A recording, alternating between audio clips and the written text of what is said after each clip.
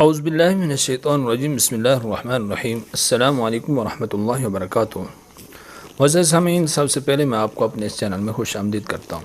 سامعین، آج کی اس ویڈیو میں ہم انشاءاللہ اسم الوہاب کے خواص پڑھیں گے، یعنی اسم الوہاب کے جو 12 فوائد ہیں وہ آپ کے سامنے بیان کریں گے۔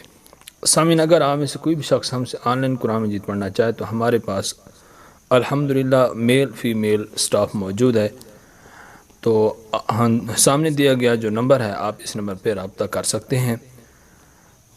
اس کے علاوہ آپ خوابوں کی تعبیر اور اسلامی روحانی وظائف کے لیے بھی رابطہ کر سکتے ہیں۔ اگر کسی نے ہمارے چینل کو سبسکرائب نہیں کیا تو ہمارے چینل کو سبسکرائب بھی کر لیں۔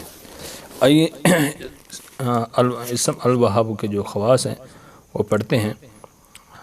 الوہاب جل جلالہ۔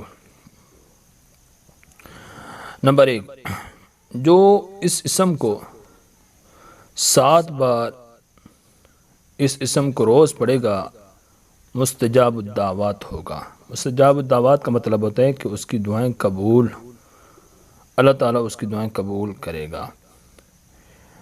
نمبر 2، جو اس اسم کو عشاء کی نماز کے بعد 1414 مرتبہ پڑھے گا اسے رزق کی فراخی نصیب ہوگی۔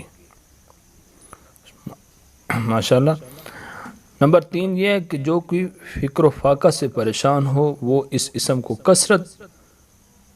کی کثرت کرے، اللہ تعالیٰ اس سے ایسی راحت عطا فرمائے گا کہ حیران رہ جائے گا۔ زبردست۔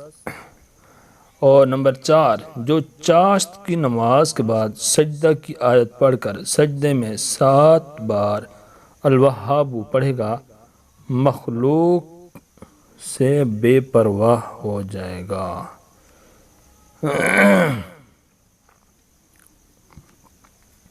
اور نمبر 5 یہ کہ جو کوئی رزق کی فراخی چاہتا ہو چاشت کے وقت 4 رکعت نماز پڑھے، پھر سلام کے بعد سجدے میں جا کر الوہاب 104 بار، اور اگر فرصت نہ ہو تو 50 بار پڑھے، مالدار ہو جائے گا۔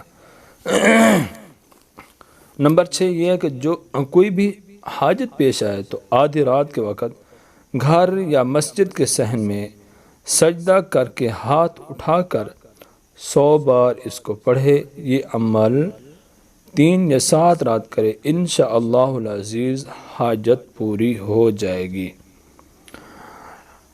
معزز سامعین، اس اسم کا 7واں جو فائدہ بتایا گیا ہے وہ یہ ہے کہ جو اس عشاء کے بعد 1150 بار پڑھے مقروض نہ رہے گا۔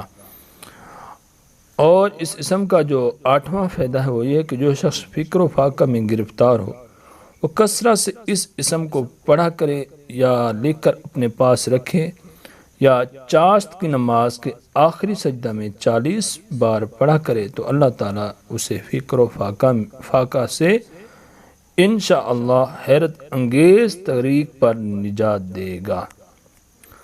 سبحان اللہ۔